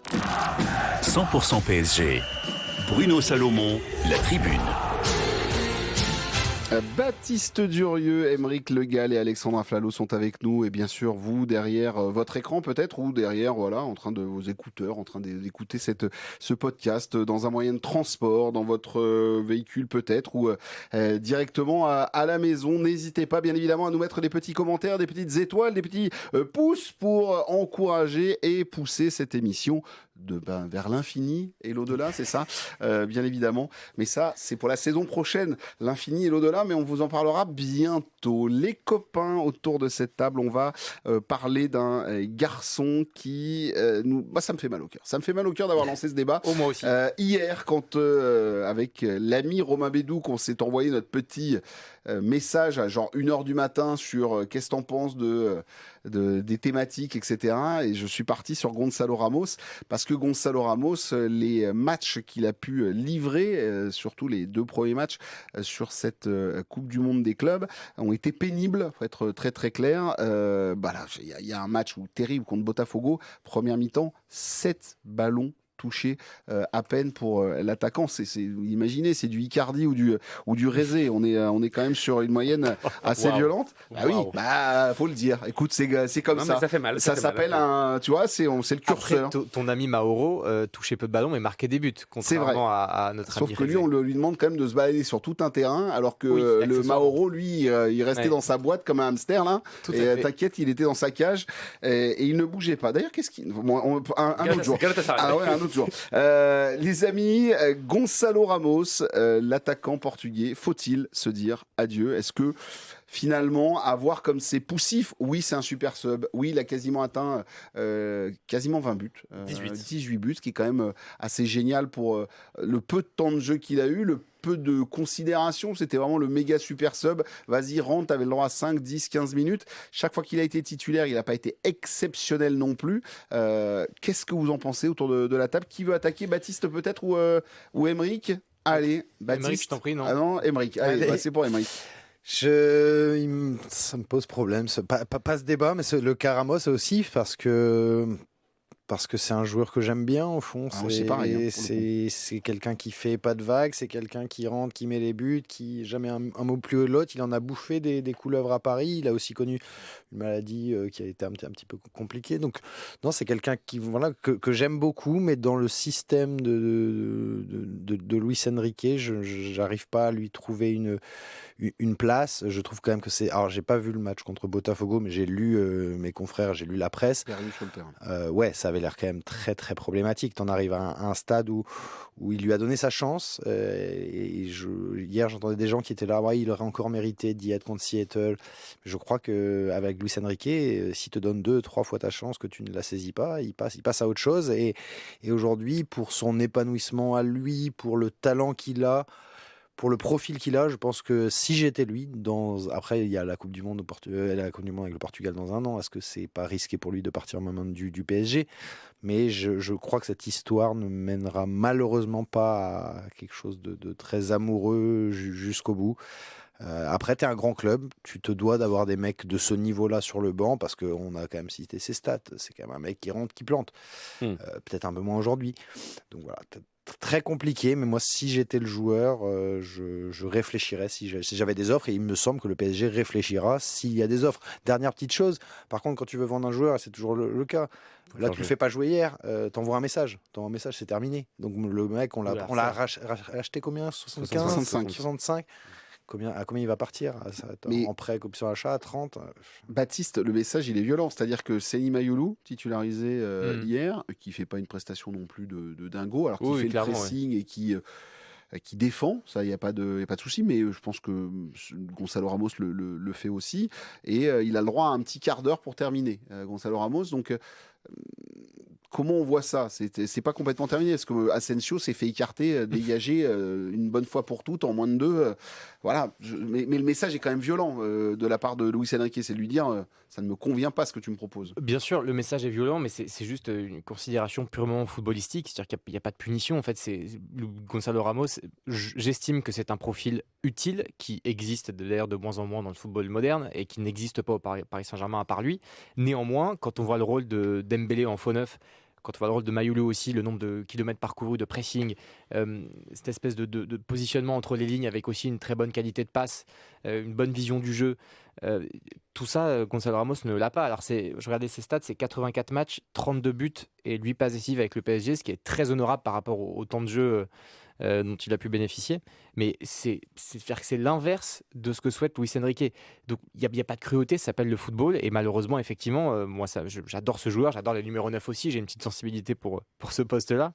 Mais ouais, malheureusement, c'est... Toi, on se dit adieu, il faut savoir trouver une solution et il faut trouver un autre profil. Ah mais bien sûr, moi j'estime en tout cas que c'est un profil utile, mais tant que Luis Enrique est là, il ne faut pas du tout forcer les choses. Je pense que la meilleure chose à faire peut-être, c'est de se faire un bon prêt comme il faut. Et puis, il serait mieux à la Juve qu'au PSG, tu vois, dans le style de jeu de l'équipe. Ouais, avec la culture vraiment de la prima punta, l'attaquant de pointe axial qui bouge pas beaucoup, parce que, en tout cas au PSG cette année et puis l'année prochaine et puis sous les Enrique, je vois pas comment c'est possible, quoi. Alexandre Aflalo. Bonsoir. Bonsoir. Moi, je te sens dubitatif. Non, moi je serais peut-être pas aussi définitif et catégorique par rapport à il en faut un ouvre-boîte comme ça dans ton équipe. Tu as besoin quand même d'un vrai spécialiste du poste. Bien sûr. Je serais pas peut-être aussi catégorique et définitif sur la titularisation de Seny Mayulu hier. Dans la mesure où moi je le vois plus comme une récompense pour Seny Mayulu que comme une punition, même si évidemment ça sert les deux choses.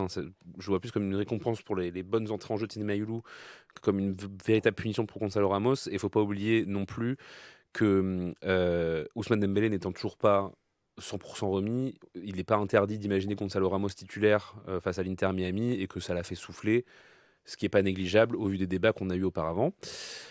Par rapport à Gonzalo Ramos, en fait, j'ai l'impression que malheureusement, on a exactement les mêmes débats qu'on avait à la fin de la saison dernière, c'est-à-dire c'est un super sub, va-t-il réussir à passer un cap ? De toute évidence, cette saison, ça n'a pas été le cas. Il y a eu cette blessure dès le premier match de Ligue 1 qui a été assez cruelle parce qu'il part titulaire quand même sur ce premier match de Ligue 1 et on sent que Luis Enrique a envie de lui donner sa chance. Alors, ça a été à la fois une malédiction pour lui puis une bénédiction pour Paris Saint-Germain puisqu'il y a eu tout ce basculement vers le système de faux numéro 9 qui a profité à Ousmane Dembélé qui va remporter le Ballon d'Or, donc c'est quand même un joyeux hasard. Moi, je trouve quand même qu'il y a juste... Je sais pas trop ce que Luis Enrique va en faire, je sais pas ce que le PSG doit en faire. Je trouve quand même ça paradoxal que Gonzalo Ramos, avec toutes les qualités qu'il a, toute l'énergie qu'il met dans son jeu, toute la générosité qu'il a, arrive pas à faire un vrai dépassement de fonction avec cette équipe du PSG. Enfin, je trouve que c'est un système qui est vraiment fait pour les mecs comme lui, mecs qui ont la dalle. Enfin, c'est un joueur qui réchigne pas aux tâches défensives, qui est tout le temps en train de courir, qui a pas une mauvaise... En plus, il n'y a pas une mauvaise... Il n'a pas une mauvaise qualité de jeu, de haut but, de remise. Enfin, c'est un joueur en une touche de balle qui peut être intéressant. Je trouve ça paradoxal vraiment qu'on n'arrive pas à le trouver, surtout que le PSG est une équipe qui fait énormément de centres. Enfin, à un moment donné, où vont-ils tous ces centres ? Pour une fois, t'as un mec pour les prendre de la tête. Enfin, je veux dire, c'est quand même terrible. Donc, je sais pas, moi, je trouve ça paradoxal. Je trouve que j'aimerais le garder, j'aimerais qu'on lui donne encore sa chance, j'aimerais qu'on arrive vraiment à insister un petit peu. Maintenant, c'est clair que si au bout de 2 saisons et demie, 3 saisons, ça marche toujours pas. Bon, bah... Après, il met ça là, il en a déjà plus d'une vingtaine, même trentaine de buts avec le Paris Saint-Germain. 32, ouais. Il est important quand même pour l'équipe. Non, mais c'est un joueur qui marque. Mais en fait, un joueur qui marque, c'est moins d'un but tous les 2 matchs. Du coup, c'est 84 matchs, 32 buts. Ouais. Moins d'un but tous les 2 matchs. Et un joueur qui est vraiment parfaitement inclus dans le collectif et qui arrive vraiment à répondre aux exigences de l'entraîneur et à bien faire jouer les autres, il n'y a pas de débat à avoir. Le truc, c'est que si tu le vends déjà, tu vas aller prendre qui ? Faut être sûr. Oui, aussi. C'est ça tu sais ce que tu perds, tu sais pas ce que tu vas prendre. Et tout va dépendre de la mentalité de ce garçon. S'il n'a aucune envie de partir, si ce rôle-là lui convient relativement bien, parce que le salaire est aussi aisé, qu'il sait qu'il aura sa place avec le Portugal sans faute l'année prochaine à la Coupe du Monde. Si tout est clair sur la table. Avec ses potes aussi. En plus, voilà, il y a aussi toute une communauté. S'ils sont tous hyper proches et que tout se passe bien, si tout est accepté par toutes les parties, on le garde, il n'y a pas de problème. C'est juste qu'il ne faut pas que lui finisse par ronger son frein et donc derrière que ça s'en ressente sur ses performances, ce qui est un peu le cas en ce moment, parce que le coup de mou de Gonzalo Ramos, il ne date pas de la Coupe du Monde des clubs. Ça fait quand même quelques semaines, voire quelques mois, que c'est plus le mec, le super sub qui était au départ. Donc voilà, il y a pas mal de choses qui rentrent en ligne de compte. Et puis voilà, surtout qui tu prends si tu l'enlèves, parce que tu auras besoin quand même de quelqu'un d'autre pour jouer ces faux neufs de la saison prochaine. On va avoir besoin d'un gros mercato cette saison. Je ne suis pas sûr que ça soit prévu comme ça du côté du Paris Saint-Germain. En parlant de mercato, sachez que le Paris Saint-Germain a officialisé il y a quelques minutes le départ en prêt avec option d'achat de Yoram Zagué au FC Copenhague, aventure danoise pour Yoram Zagué qui n'aura pas eu cette saison du tout sa chance, mais je pense qu'il l'a eu à l'entraînement, je pense qu'il a été observé, il a souvent fait le voyage, il a fait les déplacements, il a les miles, mais par contre il n'a pas joué énormément sur la pelouse. On lui souhaite bien évidemment le meilleur du côté du FC Copenhague. Par contre, très belle ville. En plus. Non, franchement, le choix est sympathique. Juste, mais rapidement, il y en a un d'entre vous qui peut prendre la main. Il va falloir quand même recruter un latéral droit parce qu'il va falloir faire souffler notre ami. Pitié. Oui. Oui, pitié. Oui, il faut. Pour moi, en fait, il y a la discussion par rapport au recrutement d'Ilyas Barny qui devrait arriver en tant que central droitier, l'Ukrainien, pour succéder à Marquinhos et pour suppléer Marquinhos. Mais par contre, oui, un latéral droit, pour moi, je ne comprends pas pourquoi c'est pas une priorité absolue dans le recrutement. Enfin, c'est João Neves, il va pouvoir dépanner là, et Warren Zaïre vont pouvoir dépanner là pendant un petit moment. À un moment donné, recrute un mec de métier, recrute un gars que tu peux modeler à ta façon, que tu peux faire progresser. Enfin, je sais pas, fais quelque chose. En sachant que tu récupères un certain Nordi Mukele qui. Oui, dis donc. Oui, dis donc. On l'a oublié celui-là. Si t'arrives à l'empêcher de sortir le soir. Entre la Suède et Copenhague, on peut peut-être retrouver un retour sur Paris. Hop. Sujet brûlant. Écoutez, un sujet brûlant, ça tombe bien. Alors, terminons avec le 8e de finale du Paris Saint-Germain. On le rappelle, c'est la Coupe du Monde des clubs et le PSG va affronter l'Inter de Miami, 8e de finale à Atlanta. Ce sera à vivre sur l'antenne d'ici Paris-Île-de-France. Le match aura lieu dimanche à 18h heure française. Ce sera midi aux États-Unis. On va suivre cette rencontre bien évidemment avec Pierre Clément. On sera là pour suivre ce match. Alors, l'Inter Miami au départ, c'est un truc un peu rigolo. Quand tu suis les réseaux sociaux et que tu aimes bien David Beckham, tu le suis. Moi, ça fait des années que je suis David Beckham. Alors, entre la commercialisation de son miel d'abeille et non mais c'est vrai, il fait des ruches. Non, vous savez pas? Si. Non mais attends, il fait des ruches. Voilà, il fait des bonbons au miel, tout ça, etc. Et de l'autre côté, il y a la construction de l'Inter de Miami. Il a repris tout ça il y a quelques années et ça avance. Et bien évidemment, il a tapé le jackpot en récupérant Lionel Messi. Il a voulu attirer des stars. Il y a aussi il y a Luis Suarez. Il y a aussi Sergio Busquets, Jordi Alba. Voilà, tout effectivement, tout le Barça, il s'est pas embêté. Tiens, qu'est-ce qu'on pourrait faire? Bon tiens, très bien. Et il peut peut-être récupérer Neymar, qui est en train de s'occuper de Lamine Yamal. Continue Ney. Je pense que nous, on aura le Ballon d'Or avant la chute Lamine Yamal. C'est ça. Début de carrière à 17 ans, fin de carrière à 18 ans. Après, on le voit venir gros après un stage d'une semaine chez Neymar. Ça, c'est improbable cette histoire. Bref, on y reviendra un autre jour. Pour l'instant, parlons des retrouvailles, puisque le Paris Saint-Germain va retrouver Léo Messi, Lionel Messi, qui est donc arrivé, on le rappelle, en 2021, tel un empereur au Paris Saint-Germain, mais c'est bel et bien, je pense, l'une des histoires les plus ratées entre, ça c'est mon avis, en tout cas personnel, entre un joueur et un club. Alors commercialement, un petit peu sportivement sur le terrain, pourquoi pas, mais humainement, ça a été très compliqué, et on le rappelle, la Pulga tire à balles réelles désormais, dès qu'il peut parler du Paris Saint-Germain et de Paris, il y va les deux pieds décollés. Retrouvailles avec Messi, est-ce que c'est un ami ou un ennemi de la maison PSG? En tout cas, sur les réseaux sociaux, une chose est sûre, alors les réseaux sociaux ne sont pas force de vérité, bien évidemment, mais les supporters du Paris Saint-Germain, ils sont bouillantissimes. Ah oui, ce qui est différent des joueurs du Paris Saint-Germain. Je vous propose d'écouter Gianluigi Donnarumma. Gianluigi Donnarumma, hier sur DAZN, à la sortie, on lui dit « Vous allez peut-être tomber sur Léo Messi », et voilà ce qu'il a dit. C'est un grand ami Léo, c'est fantastique, c'est le joueur plus grand au monde. Et on a eu la chance de jouer avec lui, et c'était fantastique. C'est un an, 2 ans fantastiques pour moi, mais maintenant il faut que l'équipe gagne. Voilà, il faut que l'équipe gagne, mais ça a été 2 ans fantastiques. On n'a pas vécu les mêmes 2 années que Gigi Donnarumma. Il est fou allié, votre pote, là. C'est les 2 pires années de QSI en termes de jeu. 2 ans avec Messi, tu prends pas une fois la Coupe de France. Et ni la Ligue des Champions. Bah non, alors ça, n'en parlons même pas. Si tu prends pas la Coupe de France, tu vas pas prendre la Ligue des Champions. Ouais, on n'a rien pris du tout. Mais, comme ça, c'est des 2 super bien complètement marbrés, votre pote, c'est pas possible. Non, attends. Alors, dis, tu parles pas comme ça de Gigio. Non, mais attention. Lui, s'il veut qu'on le prolonge, il a intérêt à changer de comportement tout de suite. Hein. Ça va pas du tout. Non, mais alors, évidemment, ennemi du club. Mais alors, son pote Luis Suarez, je le mets dans le même panier. Parce que j'ai pas oublié 2015, moi. Voilà, ce qui nous met dans le museau là, j'ai encore mal, d'accord. Et il faut faire très très mal à cette équipe. Voilà, il faut. Moi, le scénario que j'ai en tête, c'est que Ousmane Dembélé va rentrer à 10 minutes de la fin pour marquer le 8e but. Voilà, c'est bon pour vous ou pas? Voilà, tout le reste, c'est de la flûte. Il il faut lui faire regretter tout ce qu'il a dit sur le Paris Saint-Germain, c'est tout. Pas 2015, mais 2017, si tu parlais de la remontada. Non, moi je parle de 2015, l'année où il met un petit point où il à met David un Luiz. petit point à David Luiz. Exact.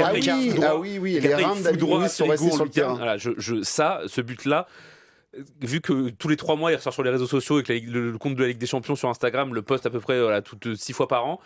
Voilà, il me fait mal à chaque fois. Il était beau quand même. C'est la... Oui, mais aïe. c'est quand même, enfin c'est les retrouvailles. Tout le monde les attendait. Je pense que ça n'a hypé.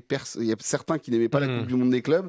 Et là, tout d'un coup, l'odeur du sang et des retrouvailles entre Messi et Mbappé sur le même chemin que le Paris Saint-Germain, c'est possible. C'est peut-être là que notre Coupe du Monde va s'exciter un peu, cher ami. Non, bien sûr, ça fait remonter des souvenirs. Moi, je suis d'accord avec Didio qui, pour le coup, est classe. Tout simplement, qui fait preuve d'une grande classe comme il sait très bien le faire, contrairement à Messi d'ailleurs qui, du coup, dans la presse, il n'a pas besoin de ça. Donc moi je trouve que c'est très bien ce que dit Didio, qu'il le pense ou qu'il ne le pense pas d'ailleurs. Alors que ça excite tout le monde, je l'entends. C'est vrai qu'il y a la moitié du Barça dans cette équipe. C'est vrai qu'il n'y a pas forcément des amis du club, ça c'est sûr et certain. Néanmoins, il faut un peu raison garder dans le sens où c'est un 8e de finale, c'est la Coupe du Monde des clubs. On retrouverait le Barça en Ligue des Champions en demi-finale. Oui, ce serait des vraies retrouvailles et avec pour le coup la vraie odeur du sang. Bon, là, si on perd, ça va pas m'empêcher de dormir, tout va bien. Mais oui, après, c'est sympathique sur le papier. Ouais, alors après, tu perds contre l'Inter Miami. Oui, tout le monde au frigo, tout le monde en vacances, c'est très bien. Tu vas pas à l'école le lendemain, quoi. Enfin, franchement. On va pas à l'école le lendemain. Emeric n'est pas tout à fait d'accord. Et les retrouvailles avec Lionel Messi, que le Paris Saint-Germain recroise une fois finalement dans sa vie, avant que Lionel Messi prenne sa retraite. C'est beau, c'est le petit signe du destin. Surtout, tu sais qu'il y a l'autre derrière en demi qui peut t'attendre aussi. Donc, ça fait une petite tournée américaine. Tu as 2-3 gifles à mettre dans les bajoux. Oui, ennemi du club, évidemment, ennemi du club. Moi, je respecte la carrière. Et comme tout le monde, j'ai été gamin devant Léo Messi et c'est quelqu'un qui nous a mis les poils. Mais ce passage au PSG n'était ni fait ni à faire. On l'a pas supplié de venir, on l'a pas forcé à venir. Il est venu toucher son immense salaire. Il aurait pu rester au Barça avec un salaire moindre. Il a pas choisi. Donc les larmes, tout ça très bien. Derrière, il pouvait pas rester au Barça. Il pouvait pas rester. Même à 0 €, il n'avait pas le droit. C'est vrai. C'était terrible. Mais bon, enfin tout ça pour dire que voilà, on l'a pas forcé à venir au Paris Saint-Germain. L'histoire d'amour n'a vraiment jamais existé. C'était quelqu'un qui n'a pas été là. Je trouve que le comportement avec les supporters, cette attitude sur le terrain, et ce qu'il n'arrête pas de nous baver dès qu'on lui tend un micro. On est quand même les seuls à l'avoir sifflé quand même. Mais ça que... Ouais, mais avec plaisir, quoi. Mec, non mais non, oh, mais à un moment donné, c'est donnant. Il fallait pas forcément vouloir à Messi en tant que tel. Moi, je suis en train de regarder ses statistiques, ça veut rien dire, mais bon, il a quand même pas fait que du tourisme à Paris pendant 2 saisons. Il faut quand même à un moment donné être. Les chiffres sont têtus, mais ils existent et ils sont exceptionnels. Enfin, je sais même pas s'il y a un joueur qui a les mêmes stats que lui. Pour le coup, les chiffres sont intéressants parce que effectivement. Ils disent tellement rien de son passage au PSG. En fait, ces chiffres, pour moi, c'est juste c'est quoi les chiffres déjà? C'est ce qu'on n'a pas dans le football. On a 75 matchs, on a 32 buts et 35 passes décisives. Donc, c'est du Messi classique. T'es décisif, peu importe où il irait, il ferait ça. Décisif un peu moins d'une fois par match, ce qui est tout à fait honnête, mais ce qui pour moi en fait est le strict minimum quand t'es Lionel Messi octuple Ballon d'Or. Et en fait, c'est pour ça que c'est ça la rancœur que j'ai par rapport au passage de Messi au PSG en général. C'est qu'en fait, on a eu le strict minimum. On a eu la première saison où alors franchement, moi, c'est un peu pareil que pour Mbappé. C'est-à-dire qu'en fait, je comprends tous les aspects au-delà du sport qu'il y a pu y avoir pour Messi. Le fait qu'il y a eu un divorce très compliqué avec le Barça, le fait qu'il arrive dans une équipe où c'est sa première expérience en dehors du Barça en pro, qu'il y a une acclimatation à avoir, que c'est compliqué, etc. Mais en fait, on a eu la première saison, on a eu le strict minimum. On a eu 4 mois un peu sympas quand il a dû préparer la Coupe du Monde et mettre un petit peu le pied au plancher. Et puis après, on a eu le strict minimum. À un moment donné, je veux dire, que tu sois déçu d'avoir quitté le Barça, certes, mais soit un minimum professionnel, quoi. Cette équipe a été complètement vampirisée par lui et par le trio qu'il a formé avec Mbappé et Neymar qui n'ont pas du tout fonctionné, qui se tiraient chacun la bourre, et voilà.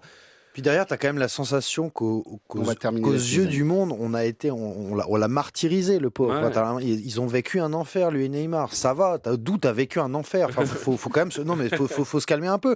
Et moi, j'ai vu un Parc des Princes qui était en droit d'attendre mieux de ces joueurs-là, qui respectent. Le Ney a été plus généreux que Messi. Mais hein. largement. Ah mais Largement. complètement. Là-dessus, Ney, je retrouverais Neymar, j'aurais juste envie de lui faire un câlin, moi. Mais si, j'ai pas envie de lui faire un câlin, j'ai envie qu'on le retourne proprement. et puis c'est ce qu'on va faire. Du coup, tout d'un coup, cette Coupe du Monde de club devient un petit peu intéressante. Ah, vous voyez, il aura fallu 1h15 pour convaincre Emeric que finalement, cette Coupe du Monde des clubs est pas si inintéressante puisque les retrouvailles vont avoir lieu le 29 juin prochain entre Léo Messi et le Paris Saint-Germain. Lui qui nous a mis plein la tête. Effectivement, il nous a pas raté. À chaque fois qu'il peut parler du Paris Saint-Germain et dire que il a passé de mauvais moments du côté du PSG, mais je le rassure, voilà, les supporters, et même le personnel du Paris Saint-Germain n'a pas été non plus complètement fan de comment il a été. Il n'a même pas gagné la Coupe de France. Tais-toi. Avec ta Coupe de France. Mais avant de parler gagner la Coupe de France, un minimum. Le minimum avant de parler, le minimum requis, c'est d'avoir gagné la Coupe de France. Voilà, c'est tout. Il est fou. Voilà. Quand tu perds contre l'OM au Vélodrome en Coupe de France, tu te tais. Voilà. Allez. Ah oui, tiens, dis donc, c'est vrai ça. C'est vrai ça. Bah oui. On y était, effectivement. Alexandre. Mais oui. Voilà. Allez, on termine là-dessus. Il est temps de siffler la fin de cette émission. Voilà, 100% PSG, la tribune, c'est terminé pour aujourd'hui. Merci à Baptiste, merci à Emeric et à Alex pour ce très bon moment passé ensemble. Je vous le rappelle, vous n'hésitez pas, des pouces, des cœurs, des likes, de tout ce que vous voulez. Vous pouvez réagir aussi. Peut-être qu'il y a certains débats. Je sais déjà que sur les réseaux sociaux, quand on va mettre Messi, ami ou ennemi, bam, on va prendre des droites dans tous les sens, ça va envoyer, mais on va s'amuser. Merci à toutes et à tous de nous avoir suivis. Merci de votre fidélité. On se retrouve donc pour le match du Paris Saint-Germain face à l'Inter Miami. Ce sera le 29 juin, dimanche 29 juin à 18h. Vous n'hésitez pas à nous écouter. On sera là pour vous commenter cette rencontre et puis bien évidemment le débrief dans le podcast 100% PSG, la tribune. Ce sera le lendemain, lundi 30 juin. Ça, c'est pour la bonne date. Les amis, il est temps de débrancher ce podcast.